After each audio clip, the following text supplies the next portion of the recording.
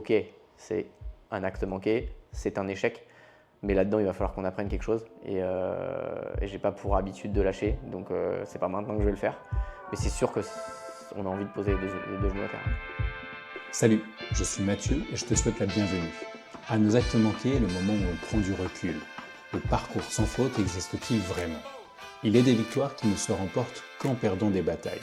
Sur ce podcast, je reçois des invités qui ont, comme tous, dû faire face, prendre des décisions et des orientations. Certaines d'entre elles n'ont pas été bénéfiques à court terme, mais toutes les ont aidés à se construire, à grandir et à devenir ce qu'ils sont aujourd'hui. Maxime Sorel, c'est l'audace incarnée sur mer comme sur terre. Ingénieur de formation, il délaisse rapidement les chantiers pour les embruns, Route du Rhum, Transat Jacques Vabre, puis Vendée Globe. Il grimpe les échelons de la course au large avec méthode et passion. En 2021, il boucle son premier tour du monde en solitaire, sans escale ni assistance. 10e avec un bateau éprouvé mais debout. En 2023, il pousse encore plus loin le défi. Maxime devient le premier skipper de l'histoire à gravir l'Everest après avoir terminé un Vendée Globe. Une quête de sens, autant qu'un exploit physique, porté par son engagement pour vaincre la mucoviscidose. Sur l'édition 2024, le sort frappe vite. Une blessure à la cheville, une avarie sérieuse, au 5e jour, l'abandon s'impose. Brutal, inattendu, et déjà digéré, peut-être. Car parfois, le vrai cap se révèle quand le vent tourne, et c'est justement ce que l'on explore ici, dans À nos actes manqués. Bonjour Maxime. Bonjour. Est-ce que la petite introduction t'allait? Ouais, carrément, ça fait relater plein de souvenirs et on a l'impression qu'on parle d'un personnage de film. Tu l'es presque au final. Merci en tout cas de me retrouver ici à Rennes entre deux rendez-vous. Tu es un homme qu'on sollicite beaucoup. Mais là, on s'arrête un instant. Est-ce que c'est quelque chose que tu arrives encore à faire, toi, dans ton quotidien, de lever un peu le pied et de regarder un peu derrière? Et ben de plus en plus, c'est des choses que je ne faisais pas et à travers toutes mes expériences et parfois mes mésaventures, ça m'apprend à effectivement réussir à garder un peu du temps pour moi, à réussir à me poser, à changer d'univers, à pas forcément être toujours sur celui qui me nourrit, du moins mon sport ou mon métier, quoi. Si tu replonges un peu à l'époque du lycée ou juste après, tu t'imaginais où en tant qu'adulte? Tu te voyais faire quoi et vivre comment? Bah, au lycée, c'était pas complètement tracé. J'étais content d'être au lycée, partager ces moments avec les copains. Pas un grand fan des bancs de l'école. J'ai toujours travaillé, en tout cas en tant que jeune, l'été notamment. Ouais. Et ça, c'est des choses que j'adorais. Donc j'aimais le milieu de l'entreprise, être vraiment acteur de ce que je fais. Et à l'âge de 15 ans, j'ai commencé à travailler dans les parcs à huîtres à Cancale, par exemple. Et c'est vrai que je me suis vite projeté sur un métier que j'allais pouvoir faire, un métier de la construction. Mais je ne savais pas par quelle voie, comment. Donc au lycée, il a fallu que j'arrive en terminale et qu'on nous dise il faut réfléchir à ce qu'on va faire plus tard et aux études supérieures pour vraiment me mettre dedans. Donc voilà, je n'avais pas une vision très, très claire. Quand tu regardes ton parcours aujourd'hui, quelles ont été selon toi trois étapes clés? Une qui t'a structuré, une qui a peut-être tout remis en question et surtout une qui a dessiné un cap un peu plus personnel. Ouais, la première, c'est mon premier job. Dans mes activités jeunes l'été, je travaillais quasiment les 2 mois et demi de congés qu'on pouvait avoir. Et pas mal dans le métier de la construction, donc travaux publics, bâtiments, un peu de tout pour découvrir, parce que je trouvais ça chouette, la partie gestion des hommes, mais en même temps en créant des choses, un ouvrage qui peut rester. Et, euh, et donc je me suis lancé dans des études à faire un UT puis une école d'ingénieur. J'étais pas vraiment scolaire, mais en fait plus les études étaient longues et plus j'ai l'impression que ça me semblait facile. Et donc, quand j'ai signé mon premier contrat à travailler en tant qu'ingénieur en génie civil, ça a quand même marqué des choses parce que ça m'a mis dans la vie active, ça m'a clairement formé sur plein d'étapes de ma vie. Donc, c'est un fait marquant en tout cas. Est-ce qu'on peut revenir du coup sur une étape qui a peut-être tout remis en question sur tes jeunes années? Est-ce qu'il y en a eu une déjà? Bah, remis en question, je sais pas. En tout cas, il y a eu un gros tournant. C'est que je travaille 6 ans pour une société et puis d'un coup d'un seul, je me lance dans un projet de course au large. Alors avant ça, je fais un peu les deux parce que je décide de faire la Route du Rhum en 2014. Je suis encore salarié de l'entreprise pour laquelle je travaille. Et voilà, c'est juste un défi que je me lance. Donc j'avais 3 mois de congé en retard et voilà, je solde mes congés en faisant ce projet de Route du Rhum. Mais derrière ça, le sponsor titre de mon bateau me dit on va pas s'arrêter là, qu'est-ce qu'on fait maintenant quoi. Et là, je suis sur le dilemme de me dire, ça veut dire qu'il faut que j'arrête mon job parce que je ne peux pas faire les deux. J'ai essayé de le faire à un moment donné pendant 2 ans. J'ai essayé d'avoir une double activité et globalement, ça ne fonctionne pas. Et donc, il a fallu que je saute le pas dans le grand bain de la course au large, mais en même temps, c'est un peu précaire. Donc voilà, c'est quand même un tournant de se dire, on arrête son métier et on va vivre de sa passion. Alors, j'avais découvert dans le milieu qu'on pouvait faire de la gestion de projet de son métier, c'est-à-dire pas faire que pilote d'un bateau en tant que sportif. Et moi, j'étais passionné par ça dans ce que je faisais dans mon métier en tant qu'ingénieur en génie civil. Et j'avais vu qu'on pouvait faire aussi ça dans la course au large. Donc j'étais rassuré de me dire, au pire, si je ne fais pas skipper d'un bateau, je pourrais bosser pour des mecs et faire de la gestion de projet. Et il s'avère que je l'ai fait pour moi et voilà, que ça fait 10 ans que ça dure. Donc ouais, c'est un vrai tournant dans mon début de carrière, on va dire. Tu es né à Saint-Malo, tu nous parlais, tu travaillais aux huîtres à Cancale sur tes années lycée, mais qu'est-ce qui est le lien aussi avec la mer en elle-même? Qu'est-ce qui a fait que tu te retrouves sur un bateau au final? Oui, alors forcément la proximité avec le littoral, mais il n'y a pas grand-chose, du moins dans ma famille, il n'y a personne qui navigue, mon grand-père ou arrière-grand-père ou père même, j'ai fait de la voile avant lui, même si après lui il est parti faire un grand tour de l'Atlantique pendant 1 an et demi, donc il s'est mis à naviguer, mais c'est vrai qu'il n'y a pas grand-chose qui me tient à l'océan au début, et le seul moment où je commence à vraiment le découvrir et à en tomber amoureux, c'est quand je suis gamin à l'école de voile. On fait une formation, enfin du moins une découverte du milieu maritime à l'école. Et c'est là que je me rends compte que voilà, on peut faire plein de choses avec l'océan. Et à travers la voile, c'est un truc qui est complexe parce qu'on ne peut pas aller face au vent. Et ça, c'est une bonne école de la vie. Et je me rendais compte que mes petits camarades, ils ne comprenaient pas ce principe-là et que j'arrivais à aller plus vite qu'eux. C'est ça qui m'a botté, malgré la difficulté, de trouver un moyen d'y arriver. Et c'est comme ça que je crée souvent mes projets. C'est jamais des projets simples. Ouais, tu as eu cette réflexion à la base qui te permet d'être plus performant et ensuite, du coup, tu t'es dit, OK, j'ai compris quelque chose que d'autres ne comprennent pas forcément et j'ai quelque chose à faire là-dessus? C'est ça, il y a des contraintes que les autres ne voient pas et c'est grâce à ces contraintes qu'on va pouvoir faire avancer le bateau et comment faire. Et ouais, c'est une petite remise en question, mais c'est clairement une vraie école de la vie. Quand il faut aller s'entraîner, naviguer en hiver quand on est gamin, enfiler la combine, aller dans l'eau mouillée, tremper, enfin voilà, et froide, c'est complexe, mais ouais, c'est ça qui m'a botté en tout cas. On va revenir sur la troisième étape, celle qui a dessiné un cap plus personnel mais aussi professionnel. C'est cette rencontre avec ce partenaire de ta première course au large qui fait que derrière l'aventure continue. Oui, alors ça, c'est pas le trait que j'avais relevé moi, mais oui, c'est sûr que c'est un partenaire qui me pousse à me dire, ah bah tiens, en fait, je vais en faire mon métier.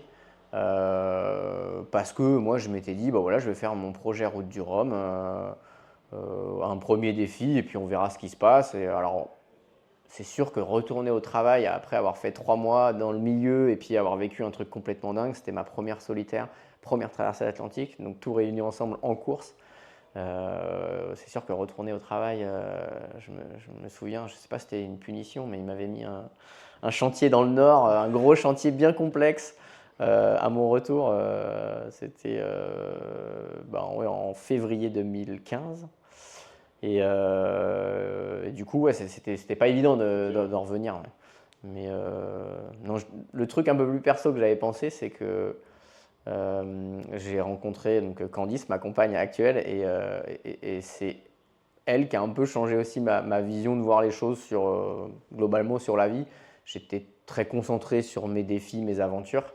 Et aujourd'hui, je vois les choses un peu différemment parce que voilà, quelqu'un qui est rentré dans ma vie et ça, c'est un peu le côté perso qui a fait que je suis un peu différent aujourd'hui. Qui rythme le reste. C'est ça. S'il y avait une chose que tu n'as jamais vraiment assumée, un regard un peu discret ou un regret un peu discret, ce serait quoi et pourquoi tu ne l'aurais pas dit plus tôt? Quand j'étais gamin, j'étais plutôt passionné de sport auto, parce que passionné des moteurs, du bruit, de l'odeur de l'essence, mais j'ai jamais pratiqué. Parce que bah, dans la famille, voilà, c'est quand même un sport qui coûte cher et personne n'en faisait. Alors j'allais faire du karting, mais juste comme ça en carte de loc. Et c'est un truc qui me trotte encore dans la tête. Aujourd'hui, je suis pilote de Formule 1 des mers, mais je ne suis pas pilote de Formule 1. Alors je ne veux pas devenir pilote de Formule 1, c'est pas le sujet. En tout cas, c'est quand même quelque chose que moi, j'en ai jamais vraiment parlé parce que je voyais pas du tout l'ouverture et voilà, et j'ai pas eu forcément les opportunités. Mais c'est encore dans ma tête et voilà, ça peut encore mûrir. Un appel lancé à Charles Leclerc pour une invitation peut-être. C'est ça. Ce podcast s'appelle À nos actes manqués. Tu as accepté de revenir sur un moment où quelque chose a échappé ou à ce que tu imaginais en tout cas. Mais d'abord, qu'est-ce qui se jouait pour toi à ce moment-là que tu as choisi de nous raconter aujourd'hui et qu'est-ce qui a basculé? Ben, le contexte, c'est mon dernier projet de course au large. C'est qu'on sort d'un Vendée Globe plutôt réussi. Déjà, on arrive à finir. Il faut savoir que le Vendée Globe, c'est un bateau sur deux qui abandonne, hein, globalement. Donc voilà, le taux d'échec est tellement important que l'exercice est complexe. Et on finit 10e, complètement inespéré. On a un bateau plutôt pour finir dans les 25, 26e. Et sorti de ça, bah, on a un nouveau partenaire qui rejoint l'aventure, qui nous permet d'aller construire un bateau neuf. Donc on a un projet tout tracé avec voilà, 3 saisons, avec un bateau récent. Ce n'est pas un bateau de dernière génération, mais on va pouvoir quand même batailler au moins dans le top 10, voire le top 5. On a des saisons qui se passent plutôt bien. On fait 7 courses, 6 fois top 5. Je me lance un double défi durant cette période de gravir l'Everest au profit de l'association Vaincre la Muco. Je suis passionné de montagne, je pratique. Globalement, c'est 3 saisons méga chargées, sportivement parlant. Et donc, je dois me staffer. Donc, on crée une équipe, une grosse équipe. Alors, une moyenne équipe pour la course au large, mais pour moi, une grosse équipe parce qu'avant, on est 3, on passe à 11. Ouais. Et donc, voilà, quelque chose d'assez tracé. On est plutôt confortable financièrement. L'objectif, c'est de faire un top 5 au Vendée Globe 2024. Quoi. Et ça bascule. Et ça bascule. Ça bascule parce que on abandonne le Vendée Globe très vite, beaucoup trop tôt. On n'est jamais prêt forcément à abandonner une course. En tout cas, on sait que celle-là, on peut l'abandonner. Le gros exercice de cette course, c'est d'imaginer tout ce qui va se passer pour réussir à pallier aux défauts techniques, surtout techniques. J'ai été surpréparé physiquement. J'ai un centre de préparation à Annecy qui prépare des pilotes automobiles et qui sont voilà, très connectés avec les chiffres et on a vraiment un niveau de préparation qui est très important. Et en fait, on abandonne parce que je suis blessé, je me blesse. Et je me blesse à cause d'un défaut de préparation d'une pièce qui engendre une blessure sur moi-même. Et ça, on n'est pas prêt en fait. On n'est pas du tout prêt à ce que le bonhomme soit cassé et qu'on ne puisse plus pallier à la chose parce qu'on ne peut pas intervenir sur tout sur le bonhomme. Et ça, clairement, c'est des choses que on pense, mais on a des difficultés à l'anticiper. Et surtout, je me rends compte que c'est arrivé au fil des 3-4 années que j'ai fait parce que j'avais beaucoup de choses à gérer, que j'ai commencé à déléguer pas mal, que ça m'a probablement éloigné ça a enlevé des petits liens sur des aspects très techniques et je commence à m'en rendre compte un peu la dernière année de préparation en 2024 où on fait une grosse année avec 2 transats aller-retour, donc 2 grosses échéances avant un Tour du Monde. Et le fait d'avoir pris de la distance sur ces choses-là, je me rends compte que j'ai été éloigné parfois des choses essentielles avec l'équipe. Et ces défauts de préparation, ils arrivent peut-être liés à ça, en tout cas. Donc il y a eu 2 étapes, même si elles se sont enchaînées très vite. Il y a ce problème matériel et ensuite qui entraîne la blessure, c'est ça ? C'est ça, tout à fait. Ce problème matériel qui me met dans des dispositions, du moins je dois prendre des dispositions complètement scabreuses et un choc sur mon pied génère une grosse blessure autour de la cheville avec 3 ligaments touchés, un arrachement osseux au niveau du genou, au niveau de la hanche. Et malgré cette blessure, ça arrive la deuxième nuit, je continue 4 jours en me disant, bon voilà, je fais pas mal de trail, la cheville elle tourne, ça va se remettre. Puis ça gonfle, la douleur est de plus en plus extrême. Pas de glace dans le bateau? Alors si, des poches Si, un peu. à percuter, mais pas assez du moins. Ouais. Et puis pas assez de médicaments pour antidouleurs, anti-inflammatoires. Surtout que ça aurait duré jusqu'à la fin en fait. Ça on ne le savait pas parce qu'on ne savait pas ce qu'on avait. Et donc tout un processus se met en place avec les médecins de course, mon staff qui m'accompagne depuis 10 ans, une praticienne en médecine fonctionnelle qui a vraiment un regard très général sur tout ce que j'ai fait depuis 10 ans, avec qui on a bossé, on a travaillé sur l'Everest, où j'ai eu quelques petits déboires. Et puis mon coach, donc tout ça, voilà, ça nous donnait des avis parfois contradictoires. En revanche, globalement, on a pris la bonne décision. Mais pour moi, c'était impossible d'abandonner de cette manière-là, quoi. Tu le vis comment? Sur l'instant? Sur l'instant, j'y crois pas une seconde. C'est-à-dire que on arrive à analyser la pièce qui est cassée. On ne sait pas pourquoi elle est cassée. Ça, on va le savoir après. Mais en tout cas, on sait qu'elle est cassée. On a la pièce de remplacement, donc on peut la changer. Donc on peut repartir, entre guillemets. C'est pas possible de le faire sur place. Il faut s'abriter de l'état de la mer. Donc on s'abrite sur une île à Madère. Et jusqu'à ce que je remonte dans mon mât une deuxième fois avec la cheville très endommagée, avec le talon un peu délogé de son logement normal. Et donc là, je suis encore en course, c'est-à-dire que je n'abandonne pas, je ne donne pas intention d'abandonner, je dis juste que ça va devenir complexe. Et je fais toute l'opération à la voile, de manière normale, comme si j'étais encore en course. Jusqu'à me rendre compte qu'à la deuxième ascension sur le mât, globalement la cheville, je peux plus rien faire. Et j'attends au petit matin, mon équipe qui est venue en avion à Madère, j'attends vraiment le dernier moment pour rompre le plomb moteur qui fait que ce plomb va nous générer une pénalité, pas forcément un abandon, mais au moins une pénalité. Et vraiment le dernier moment pour me dire peut-être qu'un miracle va arriver et que la cheville va se remettre comme ça par magie. Mais non. Et donc je le vis en imaginant que ça va repartir, quoi. Il y a seulement quand j'arrive à terre et que je pose pied à terre que là je sais que c'est terminé. Je me rends compte de l'état mental de mes gars qui ont préparé le bateau. Et globalement, c'est un défaut de préparation, c'est eux. Et très vite, ça me reconnecte avec l'essentiel de me dire là, il y a un vrai sujet, il faut que je reste solide pour travailler ça parce que sinon je vais perdre tout le monde, je vais perdre l'équipe. Et c'est pas le but. Donc je me reconnecte très vite à me dire que, ok, c'est un acte manqué, c'est un échec, mais là-dedans il va falloir qu'on apprenne quelque chose et j'ai pas pour habitude de lâcher, donc c'est pas maintenant que je vais le faire, mais c'est sûr qu'on a envie de poser les deux genoux à terre. Du sang-froid sur une traversée de l'Atlantique, sur un tour du monde à la voile en solitaire, il en faut. Est-ce que du sang-froid sur un moment comme ça, quand tu es tout seul dans ton bateau, on en garde ou est-ce qu'on crie un bon coup pour échapper un peu les nerfs?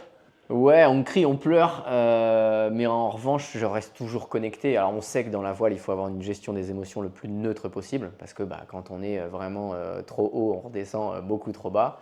Je l'ai vécu sur mon dernier Vendée Globe, à faire une réparation, un truc complètement extrême, où normalement, c'est un job qu'on fait quand il n'y a pas de vent au port à 3 personnes, et là, je me suis retrouvé tout seul à bord à le faire. Donc, ça me paraissait complètement impossible. Et donc, le fait d'avoir réussi ce truc-là, derrière, j'ai plongé, parce que j'avais l'impression que j'avais fait un tel exploit que la course était finie, quoi. Je ne pouvais plus donner encore plus sur le bateau. On essaye en tout cas de se reconnecter au plus neutre possible, mais c'est sûr qu'on passe quand même par des émotions qui sont dures à accepter, et jusqu'à ce qu'on se dise que c'est fini, quoi. Tu t'es senti soutenu là-dessus parce que tu emploies souvent le on et pas le je. Vous êtes une équipe, même s'il n'y a que toi sur le bateau sur le moment. Tu t'es senti soutenu par le team. Tu as pu soutenir ton team aussi? Oui, alors soutenu par le team, ils ont tout tenté pour qu'on reparte, ou du moins que je reparte, sans imaginer médicalement ce que ça engendrait sur mon corps. Oui, clairement, je me suis senti soutenu.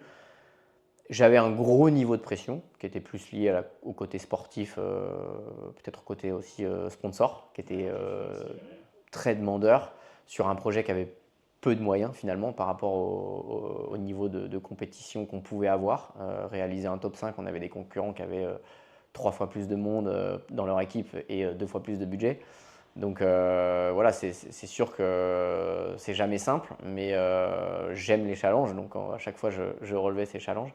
Et c'est sûr que d'échouer sur un Vendée Globe où on imagine partir 70-80 jours, au bout de 6 jours abandonner, c'est pas possible, quoi. C'est qu'il y a forcément un truc qu'on a raté. Donc soutenu, oui, mais il fallait que je travaille pour comprendre tout ce qui s'était passé, quoi. Il faut accepter cet échec pour repartir plus fort. Et aujourd'hui, on s'est reconstruit différemment. Justement, qu'est-ce que cette expérience a laissé?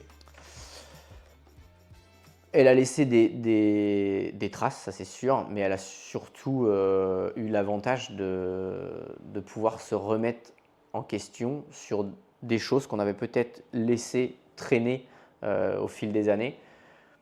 Moi, je suis un peu autodidacte dans ce que je fais, c'est-à-dire que je n'ai pas fait toutes mes classes en voile. Je suis ingénieur en génie civil de formation. Je me suis mis à la voile, à la course au large à 27 ans, donc hyper tard. Et je n'ai pas un énorme bagage là-dedans. Mon plus gros bagage, c'est de savoir gérer des projets. Et donc, j'ai réussi à pallier certaines choses avec ça. Mais sportivement parlant, ce n'est pas forcément évident toujours. Donc voilà, j'ai embauché mon frangin, qui est mon responsable projet, qui lui est un prof de sport à la base. Donc voilà, il est pareil, autodidacte. Et le mari de ma sœur, mon beau-frère, qui lui était dans le marketing et qui est venu nous filer la main sur la partie com. Donc c'est vraiment une entreprise un peu familiale où voilà, dans la gestion de l'entreprise, on a nos manières de faire. On n'a peut-être pas forcément les codes d'un gros groupe. En tout cas, les gens apprécient travailler avec nous, mais il y a forcément des choses peut-être dans les ressources humaines qu'on oublie. Et on ne se remet pas forcément toujours en question parce qu'on est pris par la complexité du projet et puis l'élan qu'on se donne à réaliser tous les défis. Et donc, ça a permis ce temps de se poser et de réfléchir à qu'est-ce qui s'était passé et comment c'est possible qu'on en arrive là, quoi. Et je me suis rendu compte que, bah oui, à faire trop de défis peut-être, alors, j'ai toujours envie d'en faire plein, mais peut-être les gérer différemment. J'en ai oublié un certain essentiel, la connexion avec mon équipe sur des moments importants. On avait défini des protocoles de décision. Ces protocoles n'ont pas été respectés. Pourquoi? C'est ça qu'on allait chercher, c'est de comprendre ce qui s'était passé. Et c'est vraiment un concours de circonstances. Mais peut-être que si on avait eu un protocole différent auparavant, avec plus d'étapes de décision, ça ne serait peut-être pas arrivé. Et tout ce chemin qu'on a parcouru, à essayer de comprendre ce qui s'était passé, pourquoi, alors ça se résume à juste un quart de tour d'une vis qui est trop serrée et qui engendre tout ça derrière. Donc c'est complètement dingue et c'est là qu'on se rend compte le niveau de préparation qu'il faut avoir sur un Vendée Globe, c'est qu'il ne faut rien laisser au hasard. C'est un grain de sable en trop, quoi. C'est ça, dans l'engrenage qui fait que... Et ça prend tout son sens, ça montre toute la complexité, mais en même temps c'est pour ça qu'on le fait, c'est que c'est tellement exigeant qu'on adore parce qu'on apprend énormément. Il faut accepter cet échec pour repartir plus fort. Et aujourd'hui, on s'est reconstruit différemment, plutôt que de dire le responsable de ce qui s'est passé, on arrête avec lui parce que c'est pas possible, on n'accepte pas une erreur aussi importante. J'ai mon directeur technique qui me dit sur un entretien individuel, si tu me demandes de démissionner, je démissionne parce que je considère que voilà, je suis le responsable technique, il y a un défaut technique, c'est de ma faute. Et moi, je leur ai dit, mais bien sûr que non. C'est que là, justement, on va encore tous grandir ensemble et je sais qu'on est capable d'y arriver puisqu'on a réussi sur 3 saisons. L'exercice majeur, ok, on le rate, mais en revanche, ce qu'on a fait avant, ça montre qu'on est capable. Maintenant, qu'est-ce qu'on peut faire pour améliorer ces choses-là et pourquoi on a fait ces choses-là, quoi. Au final, tu considères que ça t'a ralenti ou que ça t'a redirigé? Ça m'a complètement redirigé parce que en soi, je vois les choses différemment et j'ai envie de passer plus de temps sur certains aspects de mon métier, continuer à déléguer parce qu'à un moment donné, je vais continuer à faire des défis. Entre mes courses à la voile, je vais continuer à faire des défis dans d'autres secteurs, dans d'autres milieux sportifs. Et donc, il y aura toujours ce manque de temps. En revanche, il y a certains aspects qu'on va gérer différemment. Et donc c'est que du plus. Sur le moment, c'est un échec total. Mais si on accepte de ne pas poser les deux genoux à terre, ça nous renforce parce qu'on voit le positif de ce truc. C'est sûr qu'au tout début, quand on regarde la copie, on se dit waouh, on ne voit pas comment on va faire. Mais c'était un nouveau challenge. Globalement, ça m'a pris le vol entre Madère, Lisbonne et Lisbonne-Paris pour digérer pour faire mon deuil. J'ai écrit des choses que j'ai envoyées à mes partenaires, que j'ai envoyées à mes proches, à mes salariés, et d'autres que j'ai gardées pour moi. Ça sera peut-être l'occasion d'écrire un autre bouquin plus tard, j'en sais rien. En tout cas, c'était le pire vol que j'ai vécu parce que voilà, tout est ressorti et je les ai posés par écrit. Mais en revanche, je me suis dit, là, si on n'intervient pas maintenant, c'est sûr qu'on va rater des choses et ce sera un vrai échec. Alors que de cet échec, on va faire une opportunité et une force, quoi. C'est un peu comme la comparaison avec la chute de cheval où on remonte directement à cheval le pied à C'est ça. l'étrier pour ne pas garder en mémoire cette chute-là, quoi. Tout à fait, tout à fait. Il faut accepter et avec la peur qu'on va avoir du comportement du cheval, j'imagine. Et je ne suis pas cavalier, et je ne monte pas à cheval, mais je peux imaginer. Tu parlais tout à l'heure de défis, de challenge. Est-ce que justement ta notoriété, ton parcours, ton audace, tout ça t'ouvre des portes pour justement créer et moduler ces challenges-là? Ben oui, parce que on me propose aussi de faire des choses. Là, récemment, je suis allé au défi kite, c'est à Gruissant. C'est un peu le mondial du vent, on va dire, quoi. Et c'est de parcourir des énormes runs. Pour certains, c'est une sorte d'Everest à eux, quoi. Et, et c'est un défi, clairement, sportivement parlant, et des choses comme ça que je peux relever. J'ai la chance d'être dans un centre de préparation qui m'ouvre aussi à d'autres univers. Donc voilà, j'ai des défis plein la tête. Faut juste trier pour réussir à faire les bons. Mais je vais normalement, enfin c'est sûr, même j'ai mon dossard pour prendre le départ de l'UTMB Ultra Trail du Mont Blanc. Ok. Donc le Tour du Mont Blanc, Incroyable. c'est 175 km et 10 000 mètres de dénivelé positif à pied, en courant.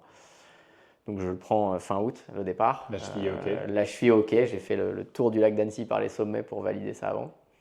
Et donc voilà, plein de défis comme ça qui me permettent aussi d'embarquer pas mal de partenaires à travers ces différents défis. Parce qu'on s'est rendu compte avec le projet Everest que on avait fidélisé notre communauté, mais on les avait ouverts à un milieu qu'ils ne connaissaient pas. Et ils ont adoré en fait suivre ça.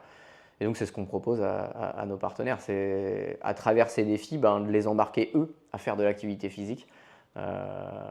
Et donc voilà, oui, j'ai plein d'opportunités qui s'offrent à moi. Et tout en sensibilisant sur la mucoviscidose au final en parallèle? C'est ça, tout à fait. Je reste parrain de Vaincre la muco. Moi, j'ai été mis en lien avec la muco très tôt quand j'étais gamin. On avait un voisin qui était atteint de cette maladie, qui s'appelait Alex, malheureusement, qui est décédé maintenant il y a 3-4 ans.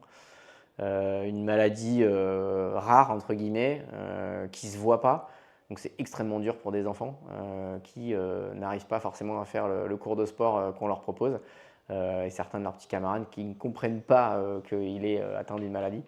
Donc c'est aujourd'hui 8000 patients. Et donc voilà, c'est symbolique parce que c'est le souffle dont on a besoin pour faire du sport. Et tous mes défis, moi, j'ai besoin de souffle. Et le fait d'avoir gravi l'Everest, je suis allé me mettre vraiment dans la peau d'un patient dans la limite de l'exercice.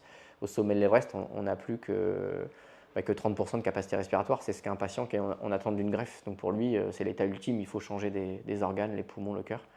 Et quand on est là-haut, on comprend ce que vit un patient et que ce n'est pas possible qu'on laisse des gens dans cet état-là.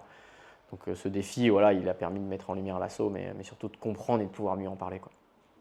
S'il y avait un merci à formuler aujourd'hui à quelqu'un de précis, ce serait à qui et pourquoi à cette personne? Mon père, qui a toujours été un homme de défis, de challenges à sa manière. Il est peut-être un peu moins maintenant. Mais en tout cas, c'est quelqu'un qui m'a toujours inspiré parce que quelqu'un qui lâche rien et qui a toujours envie de satisfaire les gens et de se satisfaire soi-même aussi à travers ce qu'il fait. Ouais. Et alors, ça peut être un piège. Et en tout cas, j'ai eu l'exemple pour m'en rendre compte. Et ouais, quelqu'un qui m'a inspiré. Et donc, merci à lui parce que peut-être que je serais différent si c'était pas lui mon père. On est la moyenne de ceux qui nous entourent, c'est C'est souvent ce qu'on ça, dit. tout à fait. Ton quotidien aujourd'hui, Maxime, il ressemble à quoi? Et bon, c'est toujours le même, un peu différent quand même parce que je prends plus de temps pour moi et plus de temps pour ma famille. Alors même si c'est dur parce que je travaille en famille, donc réussir à partager le temps pro et perso, mais plus de temps à faire des projets perso et qui ne sont pas forcément liés au professionnel. Euh, c'est un bon mélange de beaucoup de sport, beaucoup d'entreprises, parce que j'aime travailler pour ma boîte et gérer mon projet, et puis construire mes nouveaux défis. Donc au final, l'équilibre, c'est la famille, le sport.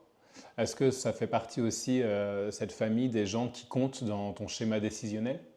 Oui, clairement, je le vois avec ma compagne aujourd'hui. Avant, je prenais toutes mes décisions seul. Maintenant, je partage pour savoir ce qu'ils en pensent.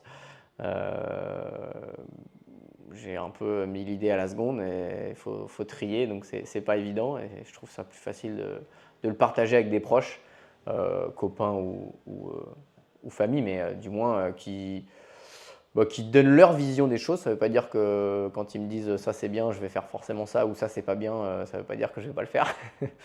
Mais en tout cas, je fais tous ces genres de défis pour partager les choses. Je ne suis pas du tout un solitaire dans l'âme. Alors, on va me dire, t'acceptes de partir 70 jours ou 80 jours en mer tout seul? Ben oui, parce qu'en fait, je me sens encore accompagné. C'est des gens qui m'ont aidé à préparer ce défi et donc je suis un peu le buteur, on va dire, final, quoi. Donc je le fais pour partager, quoi. Sur des personnages, enfin des personnes même comme toi, sportifs ou entrepreneurs ou artistes que je peux recevoir dans ce podcast, un peu assoiffés de défis, est-ce que par rapport à cette typologie de personnes, tu sais savourer les réussites aussi, ou est-ce que directement le défi terminé, tu penses au prochain? J'ai toujours un peu de mal à savourer. J'aime le savourer, prendre un temps en tout cas pour partager avec tous ceux qui m'ont accompagné dans la création de ce défi. Ça, je suis très reconnaissant pour tous ces gens et je donne beaucoup.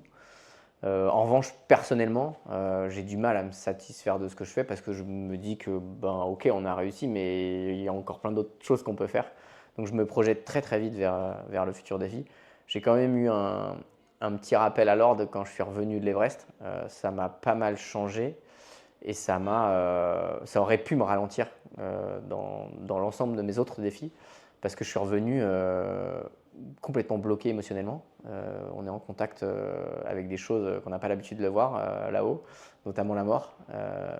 Et quand je suis revenu sur mon bateau, sur des moments normalement euphoriques où tout va très bien, le bateau va très vite, c'est juste magique, et ben, je me rendais compte que j'étais complètement bloqué. Donc il a fallu faire tout un travail sur moi-même pour sortir de cet état un peu trop neutre.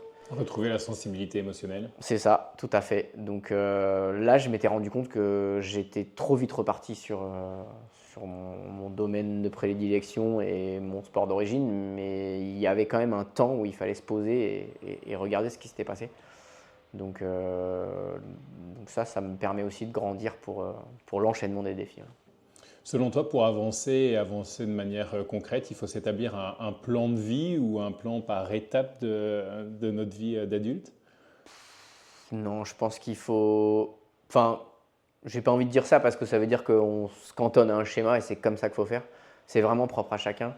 Je pense qu'il faut se laisser rêver, aller au bout de ses rêves et, euh, et mettre tous les moyens pour y arriver. Ça veut dire ne pas dire je rêve de faire ça, ça y est, j'y vais, quoi. Non, c'est ok, je rêve de faire ça, mais c'est quoi le danger? Comment on fait pour s'y préparer? Moi, j'ai pas pour habitude j'ai rien lu sur l'Everest ou j'ai rien regardé sur l'Everest. J'ai fait pareil sur le Vendée Globe parce que je veux me créer ma propre histoire. Par contre, je le fais après pour voir ce que les autres ont vécu. Mais en revanche, je me renseigne sur les dangers, comment il faut se préparer Et donc je ne laisse pas part à toute improvisation non plus, parce que il y a quand même des défis un peu hors normes et dangereux. Mais en tout cas, je me fais ma propre histoire, quoi. Oui, il y a une conduite et une coordination de projet quand même en amont.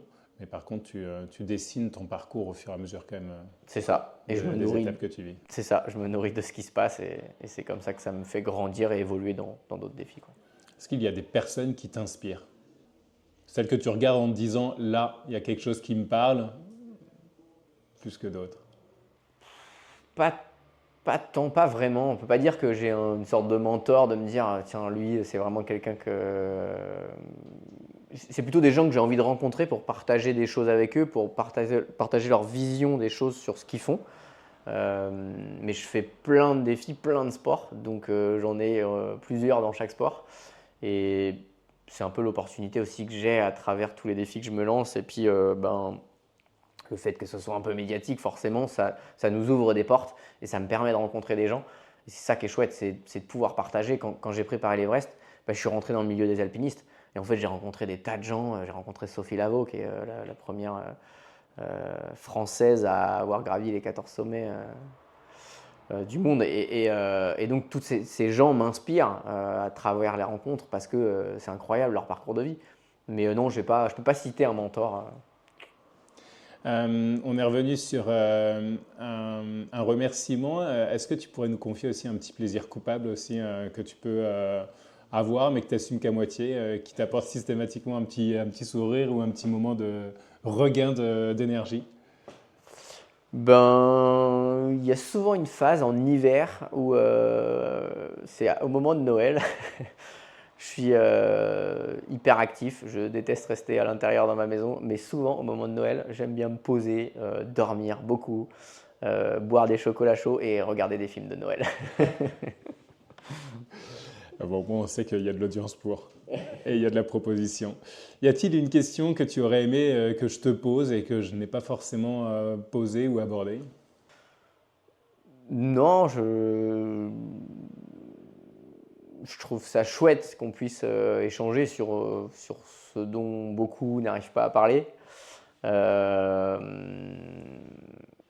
et moi, j'ai souvent l'habitude de prendre le taureau par les cornes, donc non, j'ai pas de questions. Super, c'est que j'ai pas si mal fait le job. Si tu devais résumer notre échange justement en une leçon ou en une phrase clé à retenir par rapport à cet acte manqué que tu nous as cité. Plutôt des mots, je pense, mais audace, envie, mais résilience. Merci beaucoup Maxime. Merci à toi. J'espère que cet échange t'apportera de quoi grandir et t'affirmer un peu plus. Chaque acte manqué doit nous nourrir. Merci encore à mon invité de nous avoir livré son histoire. Si le podcast t'a plu, n'hésite pas à le partager et à en parler autour de toi. Je t'invite aussi à laisser un avis sur Apple Podcast ou sur Spotify. Que ce soit pour un retour ou pour me suggérer de nouveaux invités, contacte-moi en tapant Mathieu Cotigno sur LinkedIn. À très vite dans Un de nos actes manqués.